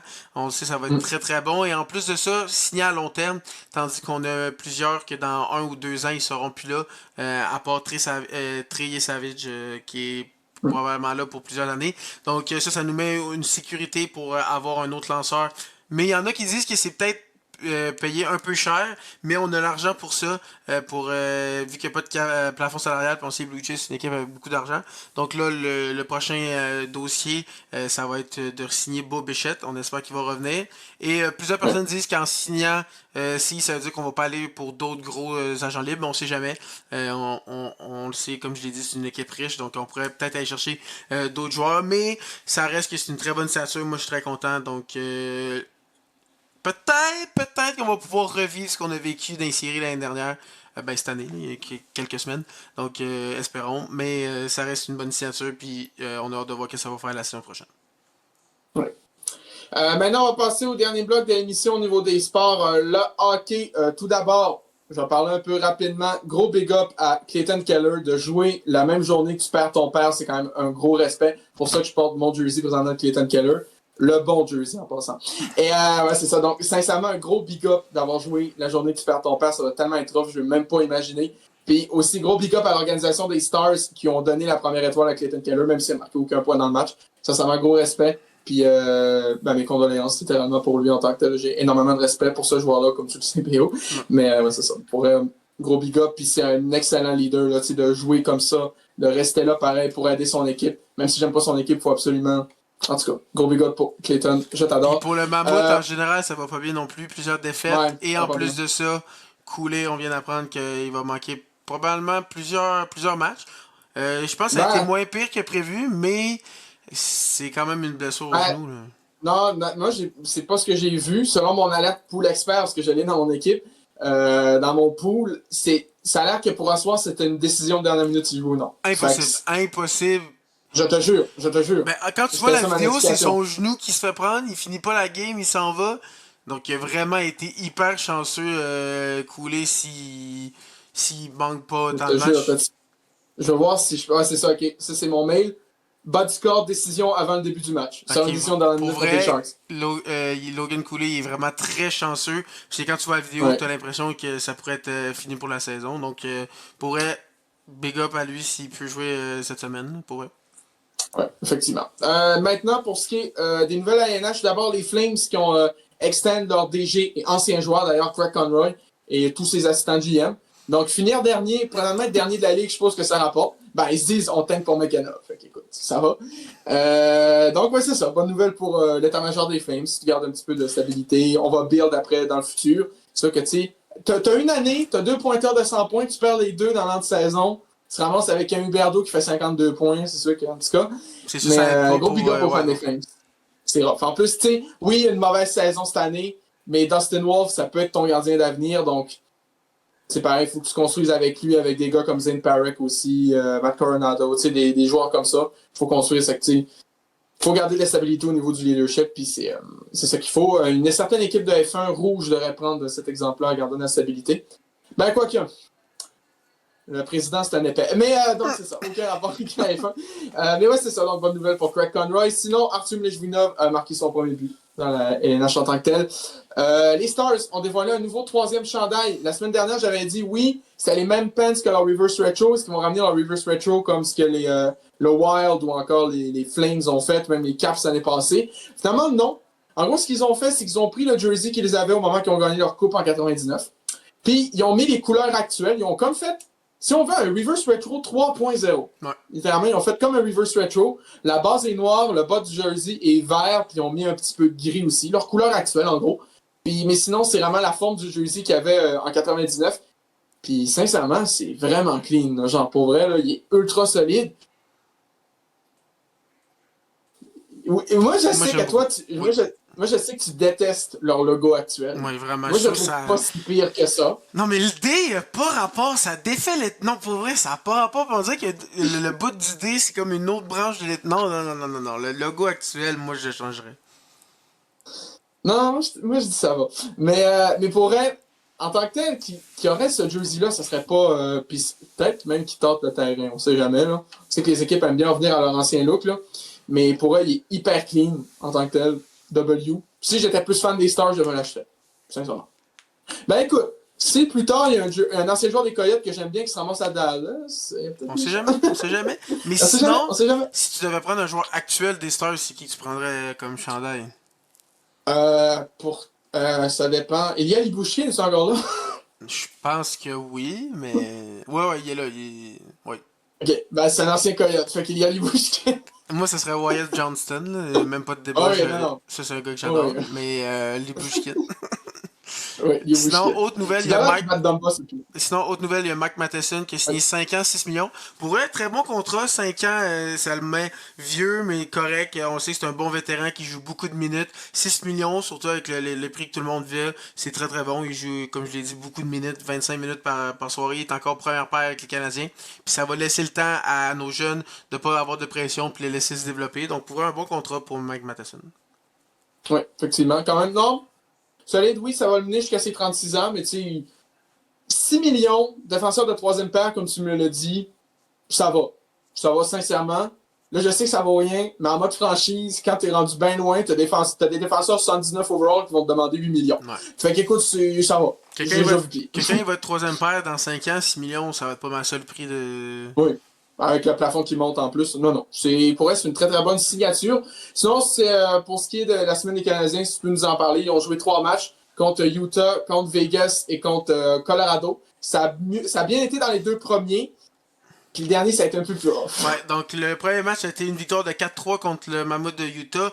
On a bien commencé, une très bonne première période, on avait pris l'avance 2-0. Après ça, en deuxième, on a été dominé tout le long de la deuxième. Pour eux, c'était vraiment pénible, puis ils ont marqué comme 3 buts en moins de 5 minutes, vraiment rapidement. Donc la deuxième, puis c'est tout le temps ça avec les Canadiens. Il y a tout le temps un moment dans le match, pour un stretch genre 10-15 minutes, où que ils sont affreux, mais je comprends pas pourquoi ils sont pas capables de jouer 60 minutes. Même dans les matchs, ils gagnent facilement. Il y a toujours un stretch au moins de minimum 5 minutes où ils sont complètement dog shit. Mais après ça, ils ont pu revenir dans le match et ils ont marqué en power play. Il y avait un but qui a été refusé, pour ça ils ont remarqué tout de suite. Et après ça, Demidov a marqué un super but. Ça a été aussi le premier match de Adam Engstrom qui avait été rappelé. Puis il a été bon sans plus. Il a joué une 11 minutes, je pense, quelque chose comme ça. Il a vraiment été correct sans plus. Il a pas fait de gaffe. Donc on va voir qu'est-ce qui va arriver avec lui. Ensuite, ça, on a joué contre Vegas. C'était un match qui avait très mal commencé. On se faisait dominer les tirs. Je pense à un moment, c'était 9-1 ou 8-1. Mais après ça, on a marqué un gros but. C'était pas en power play, mais on allait aller en powerplay, c'était 6 contre 5. Et on a marqué Montembeault dans le match vraiment très bon, 30 arrêts sur 31 tirs. Dans le match, ça a été le premier match de Alexandre Texier. Il a fait un point sur le but de Evans en échappé, c'est lui qui l'avait envoyé en échappé. Et après ce match-là, dans les deux matchs contre le Mammouth et contre Vegas, Bolduc 5 points. Donc vraiment, ça fonctionne très bien sur le premier trio. Et en plus de ça, Slavkovski a quand même connu des très bons moments durant le voyage sur le deuxième trio. Donc peut-être que c'est quelque chose qu'on va garder pour plusieurs matchs. J'ai hâte de voir à domicile, parce que comme on le sait, Bolduc, quand il est sur les patinoires adverses, c'est Sidney Crosby, puis quand il est sur les patinoires à la maison, ben il sait pas comment jouer au hockey, donc j'ai hâte de voir si à domicile il est capable de faire de quoi. Ensuite de ça, il y a eu le match contre Colorado. Honnêtement, on n'a pas tant mal joué, mais c'était juste une équipe trop forte pour nous.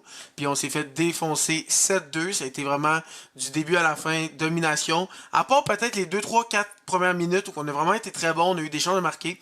Blacko de fermer la porte, puis après ça, le rouleau compresseur de Colorado est embarqué. Ça a vraiment été pau, ça rentrait, ça finissait plus. Puis quelle passe sur le but de Demidov de Savkovski. Il a fait un spinorama. Après ça, il a fait une passe à Demidov qui est scoré.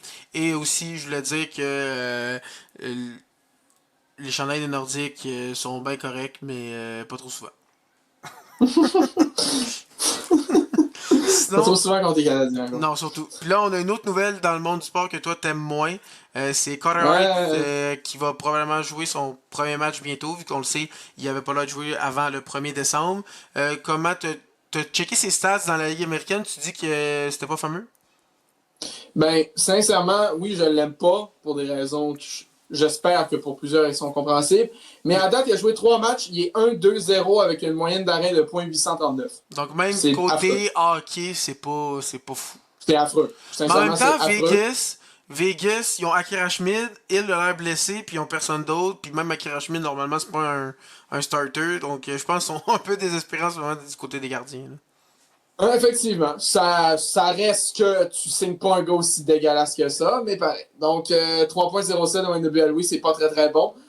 Donc, il va jouer normalement son premier match contre les Blackhawks. Ça fit, un joueur croche qui affronte une équipe croche. Donc, écoute, ça fit. Non, mais ça fit. Donc, j'espère sincèrement que, comment dire, que Connor Bedard va faire beaucoup de points cette soirée-là. Et aussi, je souhaite que lorsque Vegas va être de visite au Centre Bell le 26 janvier prochain, et que si c'est Carter Hart qui goal, je sais que j'aime pas Arbor Jackay, mais j'espère sincèrement qu'il va être dans l'alignement. C'est pas mal tout pour ce qui est de Carter Hart. Sinon, il y a Cal Foot, donc un autre pas bon d'ancien Team Canada, qui aurait signé un contrat, qui a signé un contrat avec les Wolves de Chicago, qui est le club école dans la Ligue américaine, des Hurricanes de la Caroline. Donc, c'est un gars borderline 4e ligne dans LNH. Il a joué l'année passée en Slovaquie. Il a eu 30 points en 38 matchs. 3 buts, 27 passes. Au moment qu'il est parti, là, je parle au moment qu'il est parti à cause de on sait quoi. Il avait joué 4 matchs en LNH, il y avait une passe. Puis sinon, il avait joué 24 matchs chez les Américaines, il y avait 9 points. Il est pas fou. Sa meilleure saison offensive. Ah, c'est un défenseur. Ok, ouais. Ça, j'avoue, j'avais pas vu. Mais sa meilleure saison offensive, c'est 31 points en 76 matchs en 2018-19 avec le club école du Lac. Donc, ça reste, c'est un gars dégueulasse qui est signé par une organisation. Donc, en espérant pour lui que je connais pas le goon dans les américaines, en tout cas, j'espère qu'il va y faire sa fête. C'est bon pour ce qui est des joueurs que j'aime beaucoup. On va maintenant passer aux 2 derniers sujets. On va sortir de la LNH. Ben, ça va être lié pour le prochain sujet. En tant que tel, RDS ont sorti un petit article ce matin à propos de leur alignement partant pour Team Canada pour les prochains Jeux olympiques qui s'en viennent cet hiver. Je vais dire l'alignement. Après, tu me diras si tu es d'accord avec leur choix, si tu n'es pas d'accord, toi, c'est quoi que tu aurais mis. Premier trio, Connor McDavid, Braden Point et Sam Reinhart. Deuxième trio, Sidney Crosby, McLean Celebrini, Nathan McKinnon. Troisième trio, Nick Suzuki, Brendan Eagle, Mitch Marner. Quatrième trio, Anthony Cirelli, Brad Marchand, Mark Scheifele. Avec en extra Connor Bedard et Tom Wilson. À la défensive, on a Devante Skellmacher, Josh Morrissey, Colton Parayko, Shea Theodore, Thomas Harley. Avec en extra Matthew Schaefer et Drew Doughty. Et les trois gardiens de but, Jordan Bennington, Logan Thompson et Darcy Kemper. Donc, toi, c'est quoi que tu changerais là-dedans? Ben, si Est-ce que on tu es regarde, d'accord en général? Est-ce en que général, tu changerais beaucoup de la choses? majeure partie, oui. Si on regarde les six premiers joueurs qui ont été avec l'équipe, qu'on le sait, qui sont confirmés, ont déjà été dit, c'est Crosby, McDavid, McKinnon, Reinhardt, Point et Makar. Donc s'il y en a qui dit Point, Reinhardt, je trouve qu'ils jouent pas assez bien, ben ils sont déjà confirmés. Donc ça, c'est les joueurs qu'on sait déjà qui vont être là. Donc moi, le seul joueur que je trouve qui a vraiment pas sa place, oui, il connaît peut-être une correcte saison, c'est Anthony Cirelli. Pour moi, il y a trop de bons choix pour prendre Anthony Cirelli en attaque. Je pense qu'un gars comme Mark Stone ou John Tavares, ils ont plus de place que lui. Pour l'instant, je vais prendre Mark Stone s'il est capable de rester en santé, parce que vraiment, les matchs qu'il a joués, il a vraiment été très très bon. Sinon, pour moi, Connor Bedard en extra, what the fuck. Littéralement, Ouais, deuxième meilleur ouais. pointeur de la ligue, pour moi, c'est pas un extra. Moi, je le mets dans l'alignement tout de suite. Après ça, les trios que moi je ferais, si j'avais des trios à faire, je pense que Crosby McKinnon restent ensemble, puis tu rajoutes un gars comme Celebrini. Ensuite de ça, comme deuxième trio, j'aurais bien un Bedard, McDavid, Marner. Ça pourrait être très très bien. On sait que Marner et McDavid ils jouent ensemble au dernier tournoi. Ensuite de ça, comme troisième trio, je ferais peut-être un Scheifele Point avec Reinhardt et comme quatrième trio, un Marchand Suzuki Stone qui serait plus un trio défensif qui serait capable de jouer des minutes très importantes. Et en extra, un Wilson que lui, Wilson pourrait rentrer peut-être si on veut jouer plus physique parce que même si on parle que Wilson c'est juste un gars physique, il a 15 buts cette année puis il a comme 29-30 points. Là. Il connaît une très bonne Ouais, il plus de saison. points par match. C'est ça, plus d'un point Ouais. par match avec beaucoup de buts en étant physique. On sait qu'il y avait de se battre. Donc pour vrai, ça peut être quelqu'un de très intéressant sur l'alignement. Et sinon, il y a aussi Brendan Eagle que j'ai le goût de dire que s'il continue sur sa lancée, il avait mal commencé, c'était comme un point en 7 matchs. Puis depuis ce temps-là, je pense qu'il y a genre 26 points en 20 matchs. Donc pour vrai, il a commencé à vraiment exploser. Lui aussi pourrait faire l'alignement. Je trouve qu'on a beaucoup de bons choix. Et puis Suzuki a un petit passage à vide à cause qu'on le sait quand il a bloqué un tir. Après ça, les 3-4 matchs après, on le voyait qu'il avait mal au pied. Mais là, il est revenu. Il a vu beaucoup de points dans ses derniers matchs. Peut-être moins contre Colorado, mais on s'est fait poutrer, donc c'est normal. Donc pour moi, ce serait ça l'alignement. Donc en attaque, je trouve que c'est très respectable les joueurs qui ont choisi. Pour vrai, il n'y a pas grand changement. Toi, y a-tu un gars en particulier que tu penses qui a été nommé, qui a pas été nommé ou whatever? Non, pas tant. Pas tant. Pas, ouais, c'est ça, comme tu disais, Tavares ou Stone, mais sinon, pas tant. Sinon, en défense, Devante et Skelmakar, pour moi, ça va être la première paire qui joue ensemble avec Colorado. Ils se connaissent, les deux fonctionnent très bien. Makar, meilleur défenseur de la ligue. Devante, c'est très bon partenaire avec lui. Après ça, Josh Morrissey, aucun débat, encore une excellente saison. Il va être top 10 pour le Norris encore cette année, très très bon. Chez Theodore, moi aussi, je l'ai avec l'alignement. Thomas Charlie aussi connaît une très bonne saison. Il a été très bon aux 4 nations.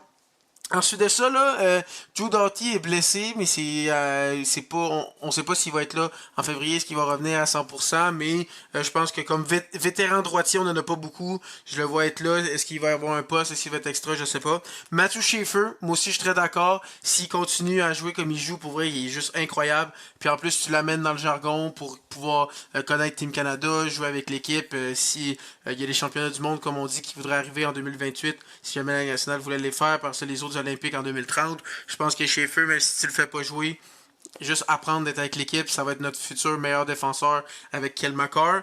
Et moi, à la place de Colton Parayko, je sais qu'il était là aux 4 Nations puis il a pas mal fait. Parayko, pour moi, c'est pas un gars que tu vois dans Team Canada. Moi, à la place, c'est Noah Dobson. Peut-être parce qu'il joue avec les Canadiens, mais moi, je trouve qu'il fait très très bien, qu'il est capable de jouer beaucoup de matchs. Puis on n'a pas beaucoup de droitiers, puis Dobson, c'est un droitier. Oui, Parayko aussi, mais moi, je trouve que Parayko n'a pas rapport. Noah Dobson, je pense que ça pourrait être très très bien sur Team Canada à la place de Colton Parayko. Sinon, j'ai des trucs très similaires en défensive. Et du côté des gardiens de but, Bennington, ce qu'il a fait aux 4 Nations, ça y achète ça y achète sa place dans l'équipe. Logan Thompson, présentement, c'est probablement lui le favori pour le Vézina, je le vois aussi. Et Darcy Kemper, c'est lui que j'avais au début, parce que Blackwood était blessé, mais depuis que Blackwood est de retour, il joue vraiment très très très très bien. Donc pour moi, ça pourrait jouer entre Blackwood, Kemper, ou même Wedgwood, il a très bien fait quand il était remplaçant de Blackwood avec Colorado, mais pour moi, je prendrais Blackwood pour terminer. Mais en même temps, je peux comprendre Darcy Kemper, si c'est ton troisième gardien, quelqu'un avec un peu de plus de vécu qu'un Blackwood qui n'a pas remporté de Coupe Stanley comme Kemper, il a moins d'expérience, donc ça pourrait être bon. Mais sinon, pour vrai, si c'est ça l'alignement LDRDS, je serais pas choqué. Pour vrai, moi, les deux seuls noms vraiment que je vois pas être là, c'est Pyrico et Cirelli, et je serais pas surpris qu'ils soient là parce qu'ils ont déjà été avec Team Canada, mais c'est les deux noms que moi j'enlèverais. C'est bon. Je suis entièrement d'accord avec ton analyse. Puis sinon, finalement, on va finir. Ben déjà, pour Team Canada, ils ont jusqu'au 1er janvier pour dévoiler leur alignement. Donc, c'est quand même dans un mois. Ils ont maximum un mois pour dévoiler leur alignement pour les JO en tant que tel. Les JO, il faut surveiller parce que l'aréna est toujours pas prête là-bas. Ben, ça, là, pour vrai, je comprends C'est pas. ça. Genre, Puis il y a un autre truc que je comprends pas aussi. Ben, fini, puis je vais l'expliquer après. Là, c'est ben, quand même pour intense. moi, si tu sais que tu as les Jeux Olympiques, c'est parce que tu sais que tu es capable d'avoir toutes les infrastructures possibles, puis ça devrait être déjà dit quand tu poses ta candidature, as-tu un aréna? Est-ce que tu as tout qui va être fait, qui va être prêt à temps et en avance? Donc, moi, je trouve ça un peu étrange que ça soit pas prêt, là. Non, c'est très bizarre, en effet. Puis sinon aussi, il y a un truc qui est drôle. En 2006, on se souvient que les JO d'été étaient à Turin. Les JO d'hiver étaient à Turin, qui est en Italie d'ailleurs, Milan-Turin. Ben, je pense que c'est juste Turin, mais en tout cas. Puis cette année, c'est Milan-Cortina. Et pour vous dire, la distance entre Milan et Turin est plus petite qu'entre Milan et Cortina. Puis, tu sais, les derniers JO de Paris, pour vous souvenir, il y avait des compétitions de surf en Polynésie française. On était loin de Paris. Là. C'est-tu tant une dinguerie de réutiliser les arénas de Turin? Genre, sincèrement. Là. À moins que Ah ouais, l'aréna dans ce existe. sens-là, ok, ouais, je comprends. C'est ça, à moins que l'aréna existe plus en tant que tel. Mais tu sais, à part c'est les JO de Grèce. Non, écoute, on me dit qu'il est encore là. C'est l'Inalpi Arena. On me dit que c'est toujours d'actualité. Même elle a été rénovée il y a 7 ans. Donc, tu sais, ça fait pas tant Ben, je longtemps. pense s'il n'y a pas d'aréna, si elle n'est pas prête, il y a encore quelques mois, mais si elle n'est pas prête, c'est peut-être une possibilité qui va être à faire, là. Ah oui, non, il faudrait que ça soit ça. Là. Puis tu sais, la capacité, c'est 14 350. C'est plus petit qu'un aréna LNH basic, mais c'est loin d'être ridicule. Là. En tant que niveau capacité, il faut qu'ils pensent à ça. Là. C'est pas si loin, c'est pas une dinguerie. Là. C'est dans le même pays. Là. C'est pas Mais comme moi, si. Ouais. Ah ouais, on va faire ça à Montréal, les games. Tu sais, c'est ça, c'est pas à ce niveau-là non mais plus. Là. moi, dans ma tête, là, il y a quelque chose que j'ai jamais compris. Pour moi, si il y a des Jeux Olympiques, ça devrait être dans des pays où l'hiver est vraiment genre des pays nordiques, des pays ou sinon genre l'Australie, que on le sait que c'est l'hiver c'est très bon là-bas, ou genre des pays nordiques, genre la Norvège, le Canada, des trucs de même. Pour moi, ça serait plus logique moi je comprends jamais genre que tu mettes des Jeux Olympiques dans un pays comme l'Italie qui est pas tant connu pour ses sports d'hiver, là. Ben, quand même pas. Ben, tu sais, il peut y avoir de la neige à certaines places en Italie, Mais c'est surtout dans ça, les montagnes en quand tant que tu telles. dis il y a de la neige à certaines places, juste ça pour moi, Ouais. point barre, fini, on Mais tu sais, non, remballe. mais tu sais, oui, Vancouver, c'est au Canada, mais y a-tu tant de neige à Vancouver? Ben quand même, là. Sincèrement, là. Bro, les hivers de Vancouver, c'est pas mal moins pire que les hivers au Québec, là. Genre, Ben, c'est niveau sûr que intensité, maintenant, niveau Vancouver, neige, c'est là. rendu plus de la pluie là, à cause des changements climatiques. Là, mais... Ouais, c'est ça, tu sais, c'est pas tant. Puis en Chine, il y a des places qui neigent aussi, là. Tu sais, Ouais, mais est-ce qu'ils ont c'est des sûr que la arénas Chine, en c'est Chine? intense. Genre, oui, il y a des arénas, il y a des équipes de hockey, mais genre, c'est pas normal que tu dois construire un aréna, puisque t'as pas d'aréna si t'es, genre... Fait que là, le truc qui est drôle, c'est que l'équipe chinoise en KHL, ils jouent à Saint-Pétersbourg. Ah ouais, finalement, ils ont Ils pas jouent même d'aréna, pas en hein, Chine. ils ont pas d'aréna, j'ai Ben rien dit. oui, parce que les JO de Beijing, ils réutilisaient les arénas du basketball en 2008. Donc, c'est ça qu'ils ont fait. Ah, Puis, c'est ghetto, hein. Mais non, mais bro, toutes les équipes, presque en NHL, ils partagent ils partagent un aréna avec une équipe de la NBA. Genre presque toutes, là. Ouais, mais c'est d'une aréna de 2008. Non, c'est en 2008. Et c'est... 2008-2022. Ben, bro, le Sandbell, il est là depuis 96. À un moment donné, Ouais, j'avoue. Ça le fait. toutes les arénas relativement modernes, date fin années 90, sont encore là, sont bien corrects. Là. C'est sur rénove, puis Ouais. tu fais attention, il y a encore des trucs qui se passent là. Ben, espérons que ça a... soit prêt pour les ouais, Jeux Olympiques, là, parce que sinon. effectivement. Ça va être rough. Ça va être rough. Sinon, rapidement, pour finir avec le hockey en tant que tel, pour la PWHL, la victoire qui a joué un autre match dans la dernière semaine, ils ont joué mercredi contre les Sirens de New York. Une victoire assez convaincante, une victoire de 4-0 pour Montréal qui était du côté de la Place Belle. Ça aussi, il faut noter ce match-là parce que Marie-Philippe Poulain a atteint le plateau des 50 points en LPHF. C'est la première joueuse de l'histoire de la Ligue à atteindre le plateau des 50 points. Ça reste solide. Normalement, elle devrait être capitaine au prochain JO. Normalement, si tout se passe bien. Normalement. Mais sincèrement, je vais pas au Canada. Ouais, je serais prêt à bêter. Ouais, je serais prêt à bêter dessus. Mais c'est pas tant. Je bêterais dessus, mais comme une pièce. C'est comme. Moi, je serais même prêt à bêter qu'elle soit capitaine. Beaucoup d'argent. Ouais, c'est sûr que si tu le vois de même, c'est pas si la cote qu'elle soit capitaine est pas très élevée, mettons. Là. Non, mais même à ça, je mettrais beaucoup d'argent. Son surnom a même été des fois Capitaine Canada. Ouais, effectivement. Donc, ça m'étonnerait, à part sa prend sa retraite du hockey, c'est pas mal elle la capitaine. C'est comme. Après, sa retraite de hockey dans les 2 prochains mois. Ouais. Ben, c'est comme pour Crosby, je serais prêt à bêter aussi. Je ferais même un bet les deux ensemble pour doubler le parlay puis faire plus d'argent. Je serais prêt à mettre les deux ensemble. C'est un bon pari. Pour ce qui est du prochain match de la victoire en tant que tel, c'est quand même dans un bout. C'est dimanche prochain où il va être encore à la Place Belle pour affronter les Sceptres de Toronto en tant que tel. Puis sinon, il faut parler des équipes d'expansion qui vont pas très très bien. On se souvient qu'ils avaient joué un match contre Vancouver, ils avaient remporté 4-3 en prolongation contre Seattle. Depuis ce match-là, les Golden Knights ont perdu 5-1 contre Ottawa. Après, le Torrent s'est fait blanchir 3-0 par le Frost du Minnesota. Et les Golden Knights ont perdu 5-1 contre les Sirens de New York. Donc, depuis ce temps-là, c'est rough. Le Torrent n'a pas de victoire encore. Les Golden Knights, après leur victoire contre le Torrent, ils ont perdu leurs 2 matchs 5-1. Donc, ouais, non, c'est rough. On se disait, les équipes d'expansion sont bonnes, mais peut-être pas. Peut-être pas tant que ça, finalement. Mais c'est encore très tôt. On va voir. Il reste encore une 27-28 matchs à peu près pour toutes les équipes. Ouais. Donc, c'est encore très tôt. Mais mauvais début pour ces équipes-là. Effectivement. Donc, comme je l'ai dit, prochain match de la victoire de Montréal, ça va être le dimanche 7 décembre contre les Sceptres de Toronto. C'est pas mal tout pour les sujets de cette semaine en tant que tel. J'espère que vous avez apprécié l'épisode. La semaine prochaine, bien sûr, on va parler du Grand Prix d'Abu Dhabi, dernière manche de saison de la F1. Qui va être champion du monde entre Lando Norris, Max Verstappen ou Oscar Piastri? Si toi, t'avais à faire une prédiction, c'est quoi que tu me dirais? Moi, je vais en ligne puis je dis Max. Moi, je dis Norris, je pense pas que. Faudrait que Max gagne. Faudrait que Norris finisse 4e. Là, à un moment donné, là. Je dis ça, c'est que t'arrives au Qatar. Moi, je dis Norris, je m'en fous. Norris. Tu y crois? Non. Tu y crois? J'y crois tellement pas, mais je veux que ça arrive. Mais tu vas dire pareil. Tu veux faire changement. Tu veux faire changement de moi. Moi, j'ai dit Verstappen, toi, tu vas dire Norris. Non, c'est juste pour Cope, c'est juste pour... Ok. C'est bon. Puis si Norris perd si Max est champion. Sans commentaire. Sans commentaire, que ça. Ouais.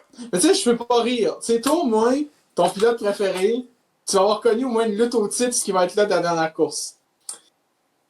Moi, Leclerc, son title challenge maximum, ça a duré ses 5 courses. Fait qu'écoute, c'est en 2022. Fait que mais quand tu te fais dire, on rentre dans la Lando Norris era, puis finalement, il sera pas champion, je vais flipper une table. Ouais, effectivement. Mais ça, c'est Zach Brown, c'est son protégé. Là. Mais ouais, c'est ça. Donc, course qui va être ultra importante à surveiller. On rappelle les qualifs à 9h le samedi et le Grand Prix à 8h le dimanche. Vous pourrez écouter ce Grand Prix-là. Sinon, on va parler de la NFL. Ça va être la semaine 14 en tant que telle. On va continuer à suivre les actualités de la LNH. Tranquillement aussi, c'est le championnat du monde junior qui approche. C'est dans 25 jours, dans 24 jours même. Ben, 21 plus 24, puisqu'on enregistre le 1er décembre. Ouais. Ça commence le 26 décembre. On rappelle que c'était au Minnesota cette année. Donc, vraiment hâte de voir ça. On espère cette année que Team Canada prenne actually des bons joueurs et pas des joueurs qui apportent du grit. Ça serait le fun. On ne veut plus jamais revoir d'Ethan Gauthier de Mathieu Catafort. S'il vous plaît. Et, tu sais, ces jeunes hommes, ces deux-là. Mais il y en avait d'autres des pas bons, là. C'est pas les deux seuls. Oui. mais on veut plus C'est jamais les voir. on veut que tu prennes les meilleurs joueurs, c'est pas compliqué. Si lui est meilleur, Ouais. tu le prends. Point barre, c'est pas compliqué. Effectivement, on veut pas Mathieu Catafort. C'était, oui, il apporte du physique. Contre le Kazakhstan, t'as pas besoin de physique, me semble, en tout cas. Mais contre la Lettonie non plus, c'est pas une équipe qui joue très très physique, là, on va se le dire. En tout cas, mais sans commentaire. C'est tout ce que j'ai à dire du côté de Team Canada. On espère qu'ils vont avoir une bonne équipe cette année, puis que ça serait mieux que 2 éliminations de suite en quart de finale. Je trouve que c'est mieux que les équipes scorent des buts. Ça a été compliqué dans les dernières années. Surtout l'année passée. Ah, puis aussi, petite question de même pour troller. Si les Maple Leafs décident de prêter Stan Cohen, est-ce que tu le veux dans l'équipe? Ah, je l'haïs tellement, Stan Cohen, là. Je suis pas capable, là. Ça feinte quand il lève sa jambe, là, mais actually. Ah non, les Leafs vont le garder, là, je m'en fous. Ouais, non, il faut. Par contre, on sait que Zane Parek va être prêté. Ouais, il faut. Ah, Mais on les sait que Zane Flames, Parek va Zane être prêté. Parek, il l'utilise tellement mal, ils sont en train de le ruiner. Il faudrait qu'il le renvoie, je sais pas trop où, mais pour vrai. Avec les Wranglers dans la Ligue américaine, ouais. Mais ouais, bon, on checkera ça en temps sérieux. Effectivement. Mais au moins, lui, on sait qu'il va être avec Team Canada. À moins qu'il se taille pas une place dans l'équipe. Ce qui se pourrait, connaissant les recruteurs des dernières années. B. S'ils prennent pas Zane Parek, je flippe une table. Il serait très capable de prendre un défenseur troisième paire avec les Vultures de Drummondville parce qu'il apporte du grip. Moi, je suis Parce qu'il bloque des tirs. Il bloque des tirs, oui. C'est important de bloquer les 4 tirs de l'Italie. Là. C'est important, ça. Là. Non, l'Italie sera pas là. Mais c'est bloquer les 4 tirs de la, je sais pas, de la Lettonie. Là, non, en tout cas. Mais c'est ça pour dire qu'il faut qu'il apporte des meilleurs joueurs. On s'écarte un peu. On sait quand t'as fait. Donc, ouais, c'est ça. Ça va être surveillé dans les prochaines semaines. Je le répète encore, mais le Grand Prix d'Abu Dhabi, la semaine prochaine à surveiller. Sinon, j'espère que vous avez apprécié l'épisode, puis on va se retrouver la semaine prochaine.